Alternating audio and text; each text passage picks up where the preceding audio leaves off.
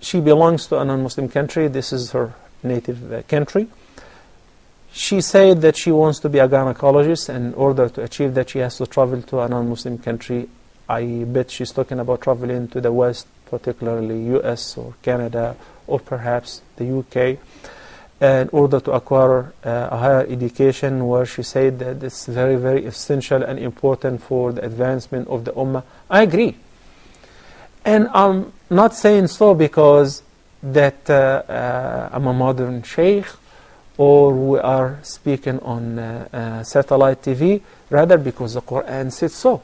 And the Prophet ﷺ ordered teaching women like the men exactly. And he used to teach them, and he used to have their gatherings and instruct them. And I have mentioned repeatedly, would like to see as many female gynecologists that would solve a big problem for our spouses, for our wives and sisters and so on.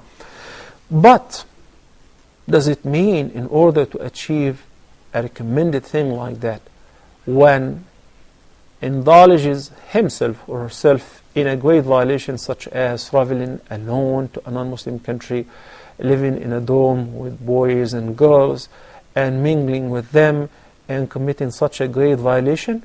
No. Yes, the hukm undergoes the benefit-risk ratio, but the danger is much greater than any benefit a person can collect.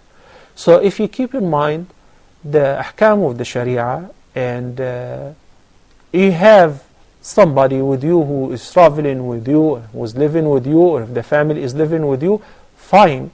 But if not, nowadays it is available in the Middle East, in the UAE, and in Qatar, and in Saudi, a medical school for girls especially, where you can study to be a gynecologist without having to travel to a non-Muslim country and expose yourself to that big fitna. I understand, speaking to the youth, particularly teenagers, high school students, or those who are about to graduate, about the halal and haram in this regard and what should you do. It might not really impress them that much, because they believe that in order to achieve my goal, I have to do whatever I want to do.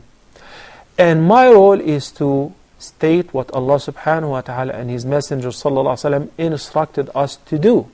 We have no authority over any person to make them change their mind or do or do not do anything. Rather, our role was the role of all the prophets and messengers in the dua before.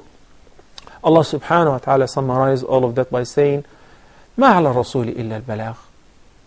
The duty of the messenger is only to convey the message. And he said to his messenger sallallahu alaihi wasallam, إِنْ عَلَيْكَ إِلَّا الْبَلَاغِ. Your duty is only to convey the message. So this is what we have in the fiqh, in the understanding of our sharia.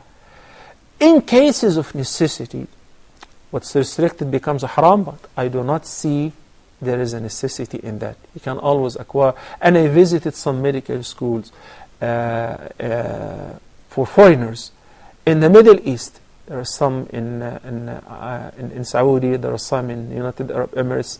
There are American schools in Qatar as well.